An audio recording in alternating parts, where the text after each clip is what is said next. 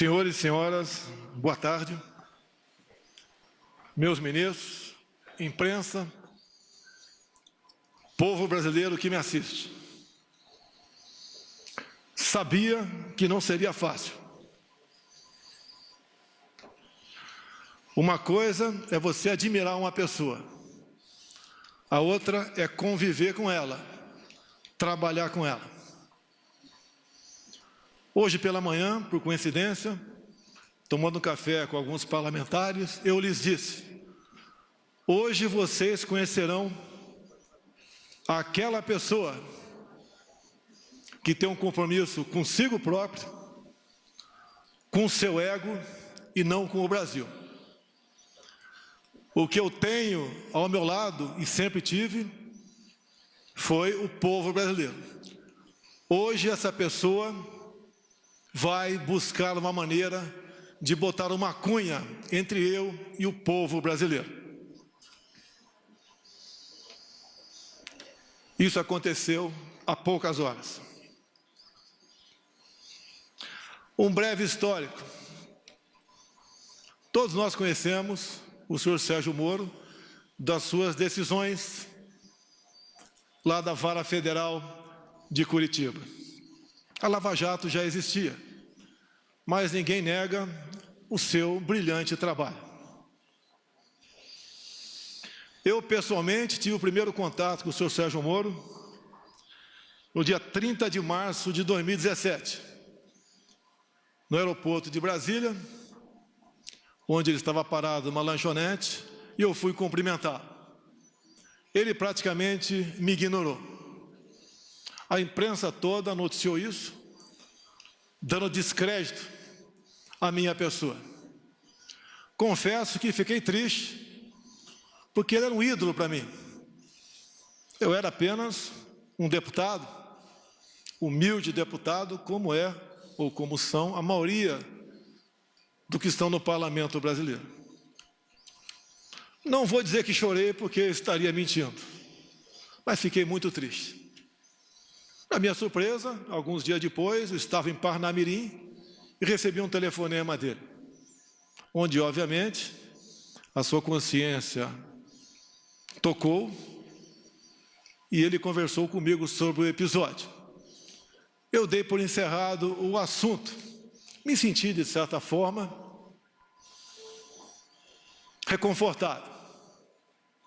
O tempo passou, eu numa pré-campanha e ele com as suas sentenças em Curitiba. Com o passar do tempo, entrei em campanha e, como, no meu entendimento, não tinha como me deter, tentaram me assassinar. Obviamente, isso marca a história de uma nação, muito mais a minha vida, a da minha família, em especial da minha filha Laura, de 9 anos de idade. Acabou o primeiro turno, eu passei para o segundo turno com o senhor Fernando Haddad, do PT. Nesse ínterim, eu, baixado no Einstein, em São Paulo, recebi uma ligação de uma pessoa que queria fazer com que o senhor Sérgio Moro fosse me visitar. Eu fiquei feliz, mas declinei. Ele não esteve comigo durante a campanha. Eu não sei quem ele votou no primeiro turno e nem quero saber. O voto é sagrado e secreto. Mas eu exatamente evitei conversar com ele naquele momento, entre o primeiro e o segundo turno, porque com toda certeza essa visita se tornaria pública e eu não queria aproveitar do prestígio dele para conseguir a vitória no segundo turno.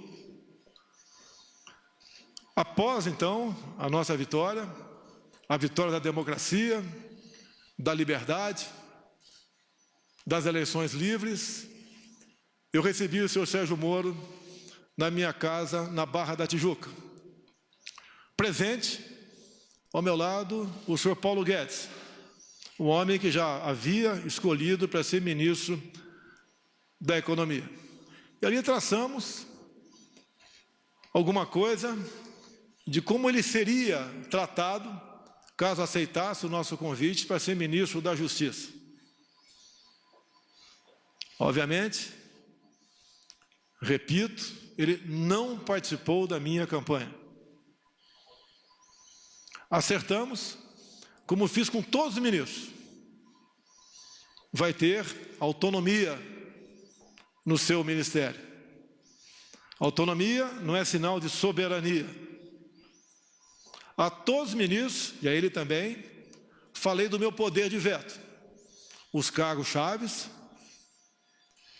teriam que passar pelas minhas mãos e eu daria o sinal verde ou não. Para todos os ministros foi feito dessa maneira.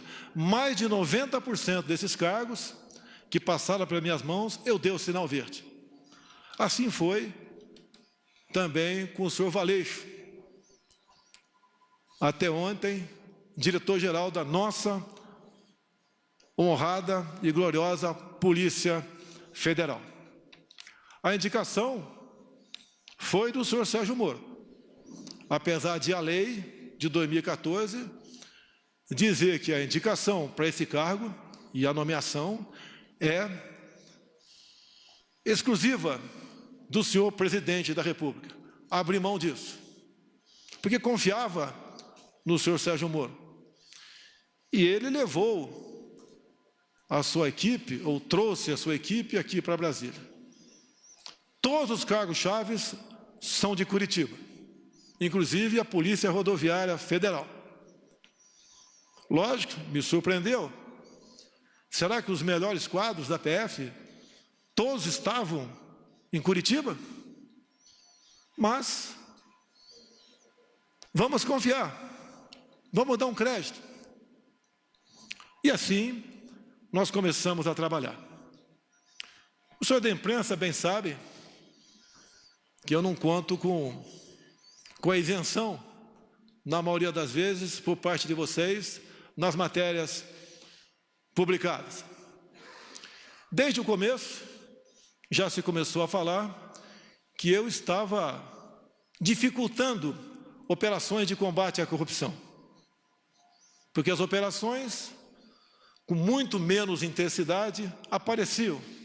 Mas é óbvio que isso ia acontecer.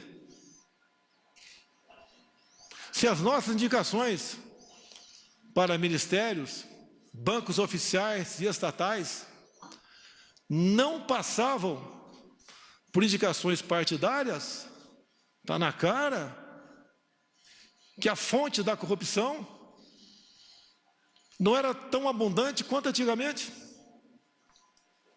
Isso começou a bater sobre mim, como se eu tivesse contrário à Lava Jato. Isso não é verdade. As grandes operações da PF no passado foram em cima de estatais ou de empreiteiros que faziam obras e arrancavam recursos via bancos oficiais, em especial o BNDES. Nós botamos um ponto final nisso. Isso foi muito caro para mim. Poderosos se levantaram contra mim. E é uma realidade. É uma verdade. Eu estou lutando contra um sistema, contra o establishment. Coisas que aconteciam no Brasil, praticamente não acontecem mais. E me desculpe a modéstia, em grande parte, pela minha coragem de indicar um time de ministros comprometido com o futuro do Brasil. Continua não sendo fácil, mas pode ter certeza, hoje em dia, eu conto com muitos parlamentares dentro do Congresso Nacional que já comungam dessa tese, de vários partidos, exceto da extrema esquerda, porque o que eles querem, no final das contas, é roubar a nossa liberdade. No que depender de mim, não medirei esforços para que isso não aconteça. dizer ao prezado ex-ministro Sérgio Moro, como o senhor disse hoje na sua coletiva, por 3 vezes, o senhor disse que tinha uma biografia a zelar. Eu digo a Vossa Senhoria que eu tenho um Brasil a zelar. Não apenas fiz um juramento quando sentei praça nos idos 1973, na Escola Preparatória de Cadetes do Exército em Campinas, em dar a vida pela minha pátria, se preciso fosse. Mais que a vida para a minha pátria, eu tenho dado. Eu tenho dado o desconforto da minha família, as acusações mais torpes possíveis, não só contra a minha família, bem como aqueles que estão ao meu lado. Falava-se em interferência minha na Polícia Federal. Ora as bolas, se eu posso trocar o ministro, por que não posso, de acordo com a lei, trocar o diretor da Polícia Federal? Eu não tenho que pedir autorização para ninguém para trocar o diretor ou qualquer outro que esteja na pirâmide hierárquica do Poder Executivo.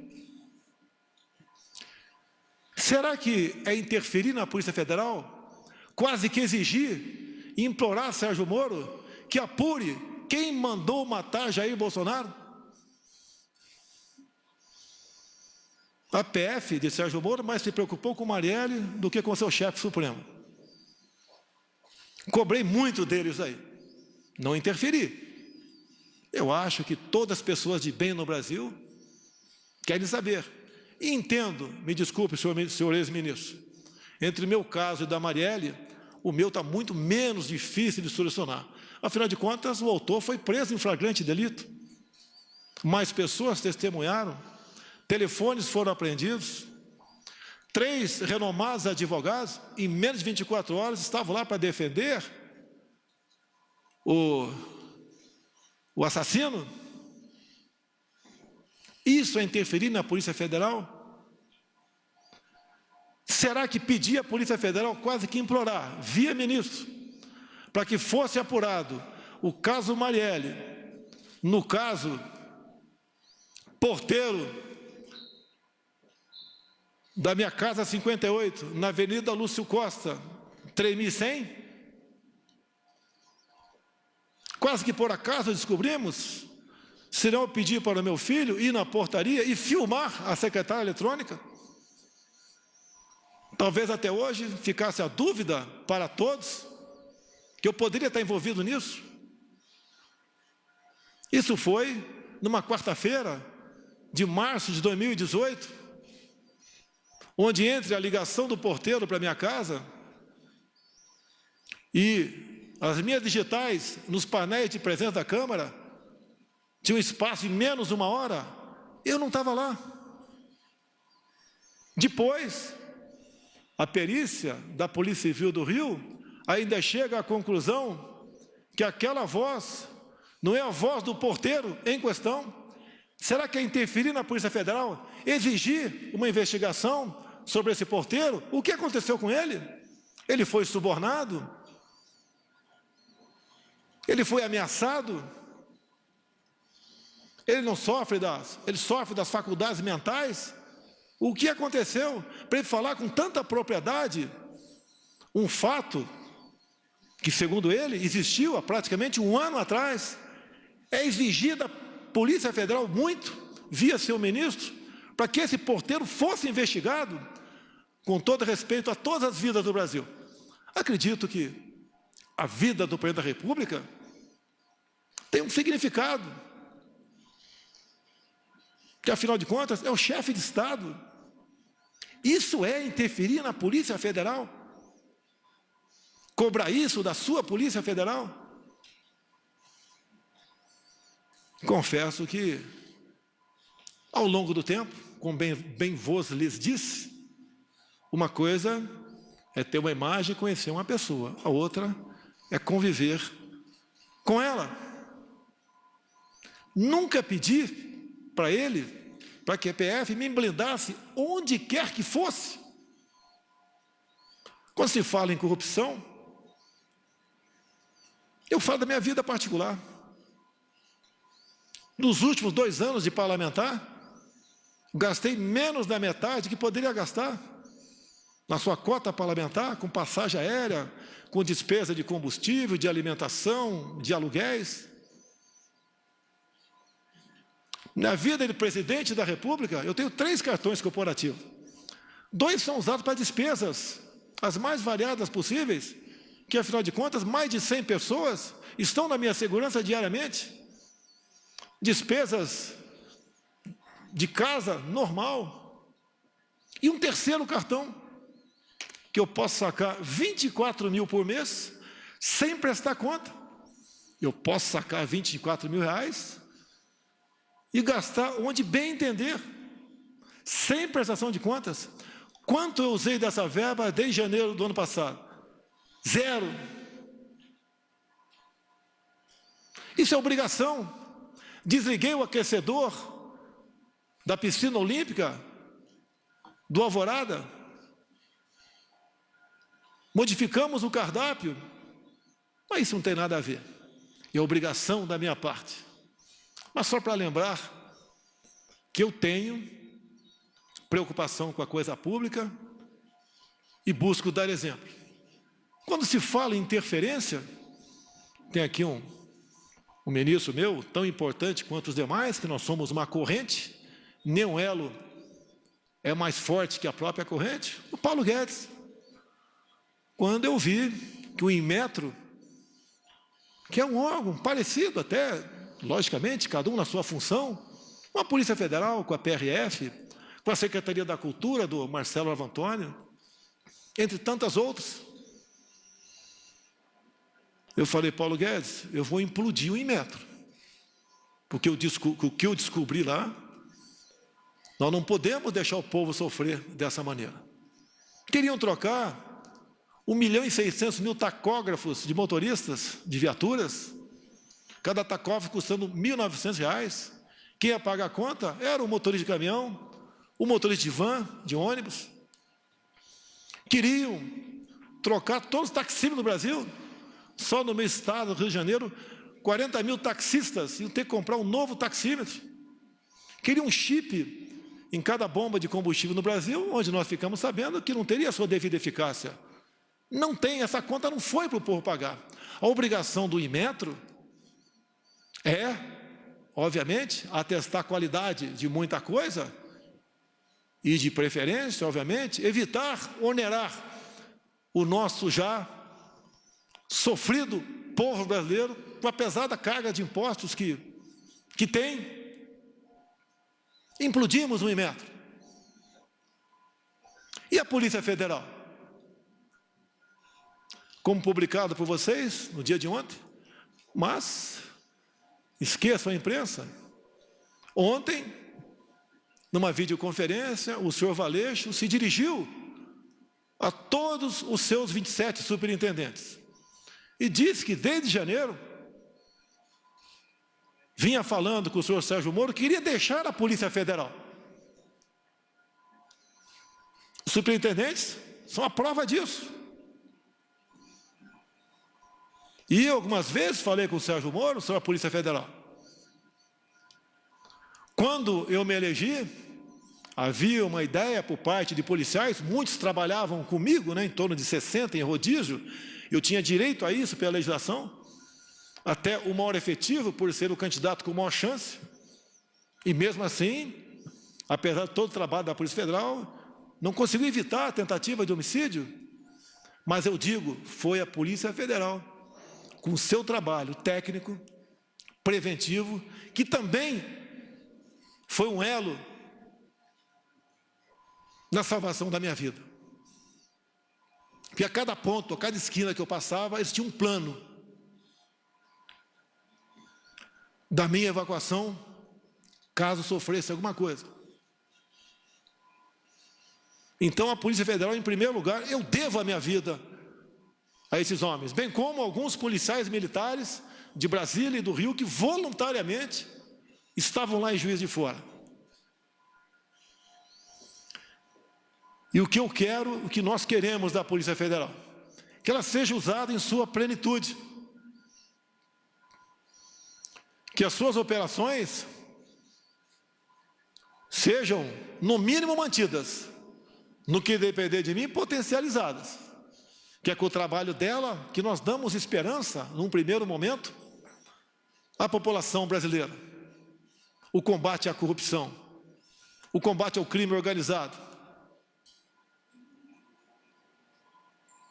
E, como mesmo o senhor Valeixo disse que estava cansado, eu comecei a fazer gestões junto ao ministro para trocarmos o diretor-geral da Polícia Federal. Era a intenção dele, como ele declarou ontem, que desde janeiro queria sair. Nós cansamos, nós não somos máquinas. No dia de ontem, eu conversei com o senhor Sérgio Moro, só eu e ele, como na maioria das vezes nossas conversas, onde eu sempre abri o coração para ele. Eu já duvido se ele sempre abriu o coração para mim. Eu sempre disse aos meus ministros, a confiança tem que ter dupla mão. O ministro quer que eu confie nele? Quer e tem razão. Mas eu também quero que o ministro confie em mim. Sempre falei para ele, Moro, não tenho informações da Polícia Federal. Eu tenho que todo dia ter um relatório do que aconteceu, em especial nas últimas 24 horas, para poder bem decidir o futuro dessa nação. Eu nunca pedi para ele o andamento de qualquer processo. Até porque a inteligência, com ele, perdeu espaço na justiça. Quase que implorando informações. E assim, eu sempre cobrei informações dos demais órgãos de inteligência oficiais do governo, como a ABIN, que tem à frente um delegado da Polícia Federal. Uma pessoa que eu conheci durante a minha campanha e tem um nome e é respeitado pelos seus companheiros. E conversando ontem com o Moro, entre muitas coisas, até que chegou na questão Valeixo, eu falei, está na hora de botar um ponto final nisso. Ele está cansado, está fazendo como pode o seu trabalho. Pessoalmente, não tenho nada contra ele. Conversei poucas vezes com ele durante 1 ano e 4 meses. Sim, poucas vezes, mas conversei com ele. E a maioria das vezes estava o Sérgio Moro do lado. Então, eu falei que amanhã, dia de hoje, o Diário Oficial da União publicaria a exoneração do senhor Valeixo. E, pelo que tudo indicava, a exoneração a pedido. Bem, ele relutou, o senhor Sérgio Moro, e falou, mas o nome tem que ser o meu. Falei, vamos conversar. Por que tem que ser o seu e não o meu? Ou então vamos pegar, já que não tem interferência política, técnica ou humana, pegar os que têm condições e fazer um sorteio.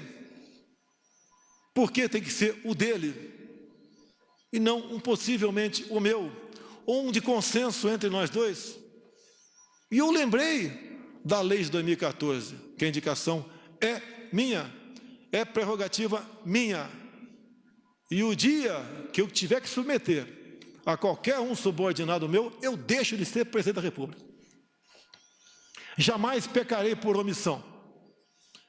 Falei para ele, quero um delegado, que pode não ser o seu, pode não ser o meu, mas que eu sinta, além da competência óbvia, se bem que isso é uma coisa comum entre os delegados da Polícia Federal, que eu possa interagir com ele. Por que não? Eu interajo com os órgãos de inteligência das Forças Armadas, se preciso for, eu interajo com a ABIN, interajo com qualquer um do governo, sempre procuro o ministro, mas numa necessidade, eu falo diretamente com o primeiro escalão daquele ministro, como ontem, ou anteontem, eu tinha que decidir uma coisa, tinha que ver com a Marinha. Mas como era exclusivamente com a Marinha, eu resolvi naquele momento não falar com o ministro da Defesa. Falei diretamente com o da Marinha e foi resolvido de acordo com com o interesse dele. E depois participei do Ministério da Defesa. Isso não é quebra de hierarquia, é necessidade. Não posso abrir mão disso, assim como o Ministro da Defesa pode ligar diretamente com o comandante de batalhão, sem passar pelo comandante da brigada.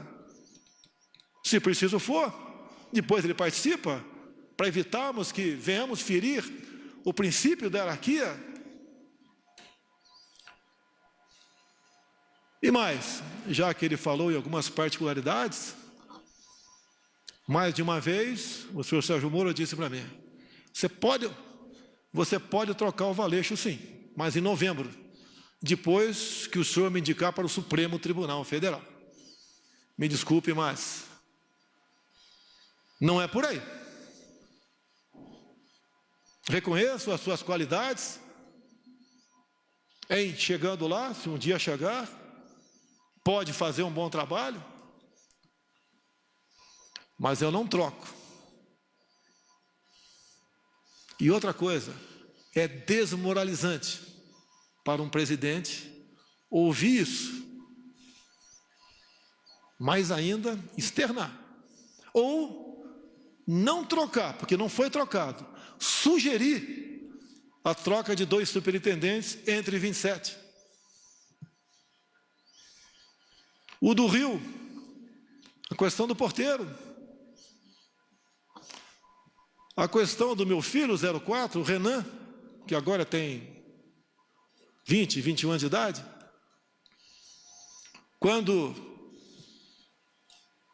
no clamor da questão do porteiro, do caso Adélio, que os 2 ex-policiais teriam ido falar comigo, também apareceu que o meu filho 04 teria namorado a filha desse ex-sargento. Eu comecei a correr atrás. Primeiro eu chamei meu filho. Abre o jogo. Pai, eu saí com metade do condomínio, nem lembro quem é essa menina, se é que eu estive com ela. Hoje a vida é assim. A intenção de dizer que o meu filho namorava a filha do ex-sargento era que nós tínhamos um relacionamento familiar. Eu não me lembro dele. Pode ser até que tenha tirado foto com ele. Durante pré-campanha e campanha era comum eu tirar em média 500 fotografias por dia, porque essa era a minha imprensa. E daí eu fiz um pedido para a Polícia Federal, quase com por favor, chegue em Mossoró e interrogue o ex-sargento. Foram lá, a PF fez o seu trabalho, interrogou, e está comigo a cópia do interrogatório, onde ele diz simplesmente o seguinte: a minha filha nunca namorou a filha do presidente Jair Bolsonaro, que a minha filha sempre morou nos Estados Unidos. Mas eu é que tenho que correr atrás disso? Ou é um ministro, ou é uma Polícia Federal que tem que se interessar? Não é para me blindar, porque eu não estou em curso em nenhum crime. A mídia, outras instituições já me botaram de cabeça para baixo, chacoalharam tudo. Levantaram até que com 5 anos de idade, revista Época, eu chamava uma mulher de gorda em Eldorado Paulista. Descobriram, eu nem sabia, que a avó da minha esposa já foi presa por 3 anos por tráfico de drogas. Confesso que não sabia. E se eu soubesse, teria casado com a senhora Michele assim mesmo. Fiquei sabendo, através de vocês também, que a mãe da senhora Michele cometeu o crime de falsidade ideológica. Na sua inocência, em vez de fazer uma cirurgia plástica para ficar mais jovem, né, mais bonita, ela resolveu fazer uma cirurgia na certidão de nascimento, diminuindo 10 anos a sua idade. Esse foi o crime dela. Se coloca em público isso daí, para escrotizar, para dizer que ela não tem caráter. O caso Queiroz, eu conheço o Queiroz desde 1984, no 8º grupo de campanha paraquedista, foi para a Polícia Militar, depois de um tempo, fizemos amizade, veio trabalhar comigo, com meu filho. O que porventura ele faz, ele responde pelos seus atos.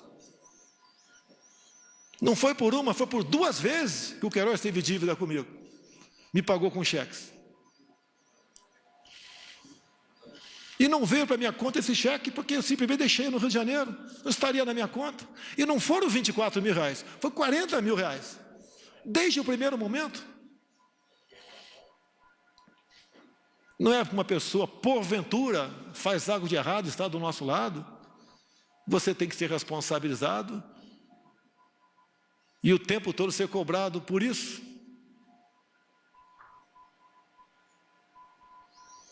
Nunca pedi para blindar ninguém da minha família. Jamais faria isso.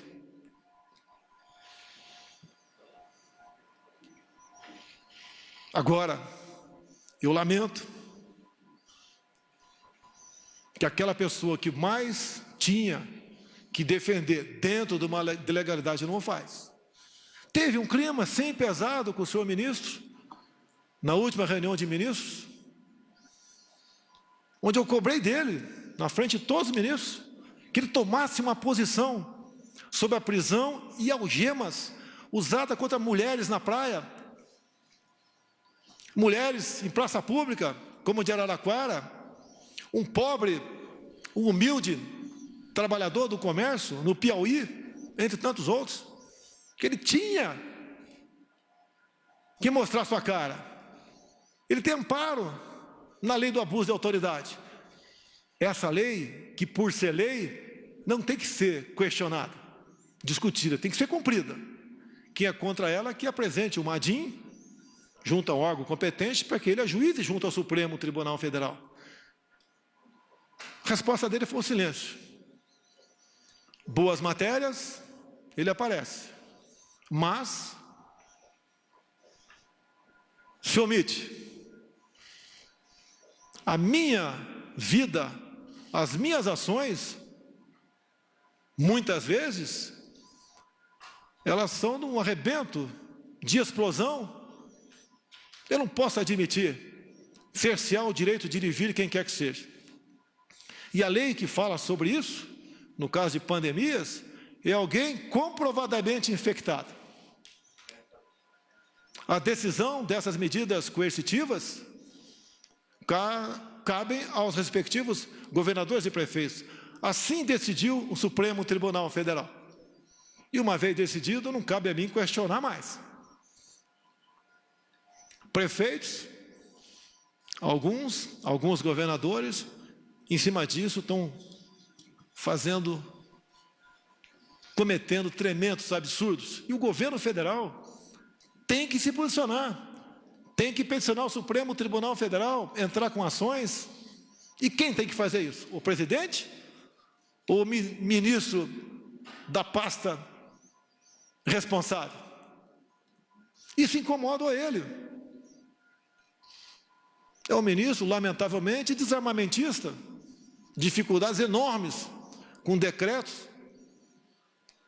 para facilitar para os CACs ou para aqueles que têm uma arma a compra de armamento, de munição.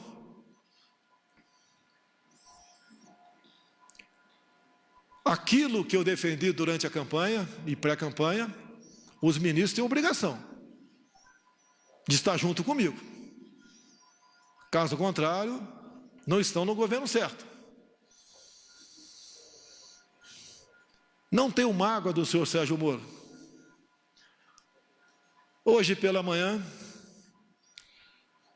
acredito que 7 ou 8 deputados, ou meia dúzia, tomaram café comigo.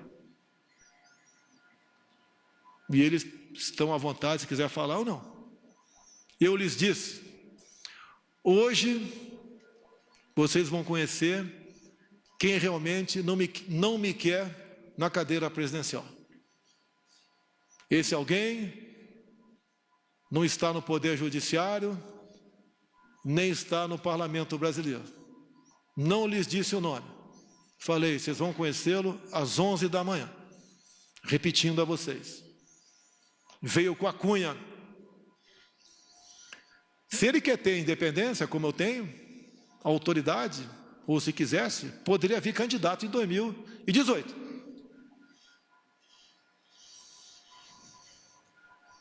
Agora, eu não posso conviver, ou fica difícil a convivência, com uma pessoa que pensa bastante diferente de você. Um fato que foi noticiado muito no início do ano passado, ele nomeou a senhora Ilona Sabó como suplente de um conselho, e nós sabemos que essa senhora, ou senhorita, tem publicações, as mais variadas possíveis, defendendo o aborto, ideologia de gênero, entre tantas outras coisas, que são em completo desacordo com as bandeiras que eu defendi, que os cristãos brasileiros também defendiam, e até ateus defendiam também. Não foi fácil conseguir a exoneração dessa pessoa, porque o tempo todo você me deu carta branca e porteira fechada. Mas quase sempre se lembrava do poder de veto. Torci muito para dar certo. Muito. Mas infelizmente, ou felizmente, no dia de hoje, após nossa conversa no dia de ontem, eu até fui sinalizado que ele compareceria à presidência e seria bem recebido, como foi o senhor Mandetta há poucos dias, para comunicar seu afastamento, ou para tentar a última cartada. Tem mais esses nomes aqui, para o DG. O senhor concorda com algum desses ou não? E daí tomar uma providência. Eu sempre fui do diálogo.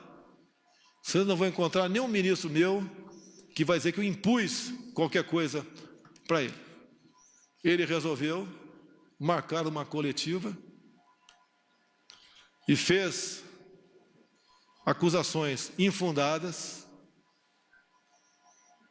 que eu lamento.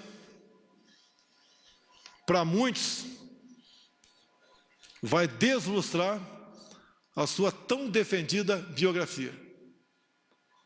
Nós que estamos na linha de frente, nós ministros, tem algo mais importante que a nossa biografia. É o bem-estar do seu povo, é o futuro dessa nação. Vamos levar, no sentido figurado, muito tiro na cara, mas vamos cumprir a missão. Aqui tem ministros que apanham todo dia, como Abraham Van Trauben, por exemplo. Outros apanham também, mas esse é um exemplo. Luta contra uma doutrinação de décadas, onde vem demonstrando que a educação do Brasil nunca teve tão mal. Não só as provas do PISA, bem demonstram que estamos em várias matérias, em último na América do Sul, em último no mundo. Isso tem que ser mudado. Ele tenta e vem demonstrando com muito trabalho que não vale, senhores pais, senhoras mães, que seu filho tem um pedaço de papel escrito diploma. Ele tem que exercer aquele ofício. O diploma, hoje em dia, passou a ser apenas uma figura decorativa para alunos. Ele tem que ser um bom profissional e não um bom militante.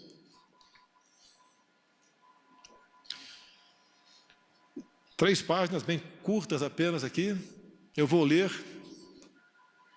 e dar o encerramento a essa coletiva. Meu compromisso é com o Brasil e com a democracia.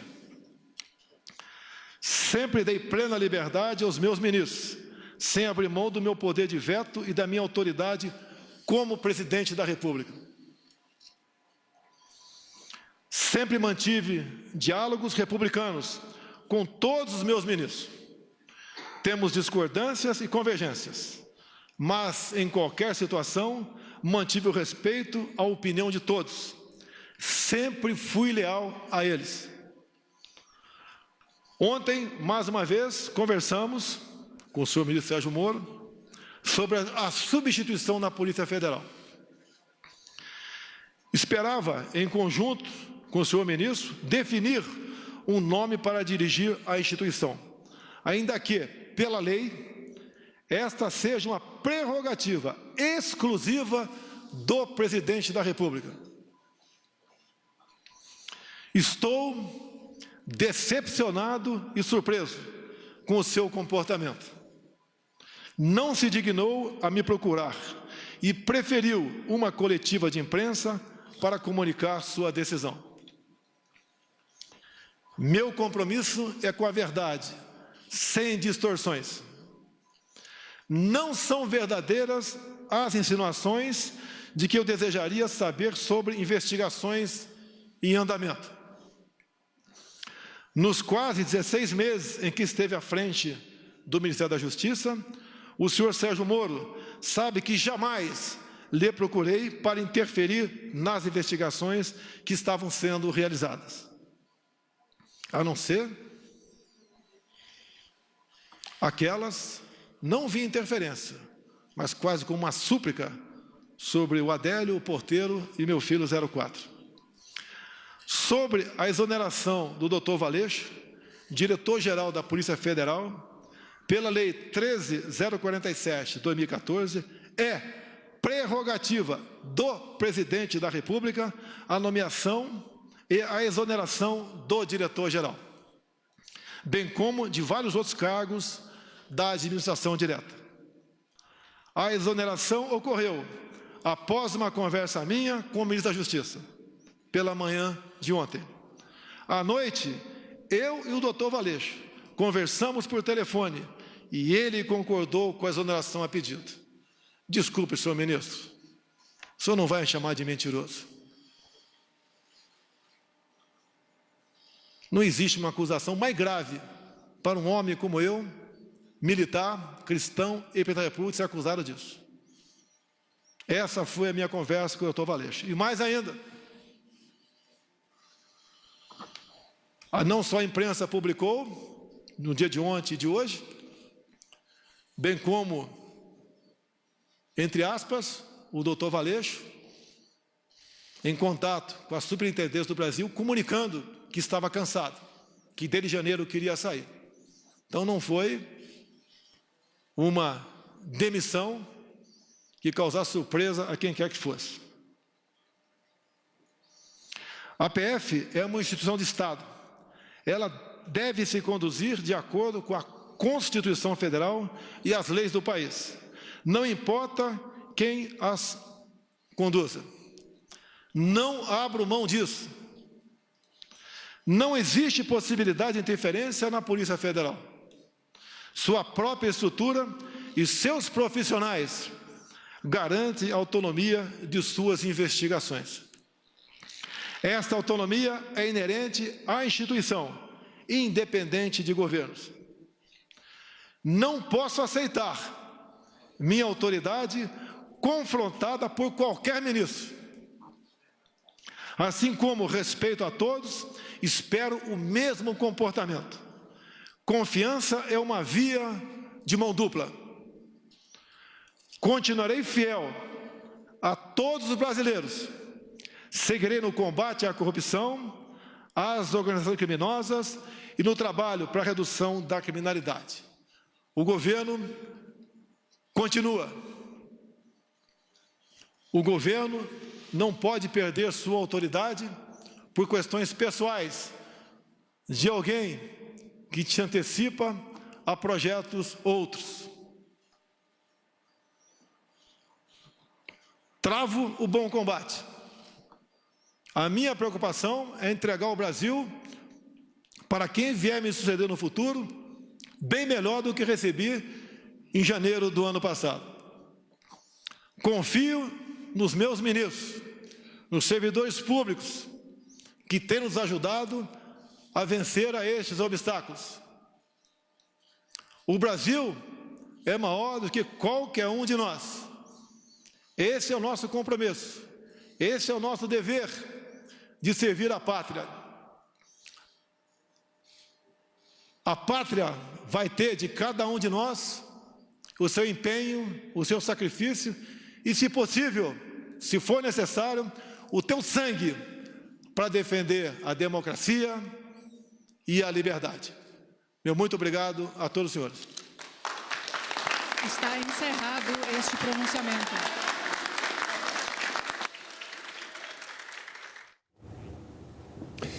Você acompanhou com a gente, ao vivo, direto do Palácio do Planalto, o pronunciamento do presidente da República, Jair Bolsonaro. Continue agora com a programação da TV Brasil e siga bem informado também pelas nossas redes sociais.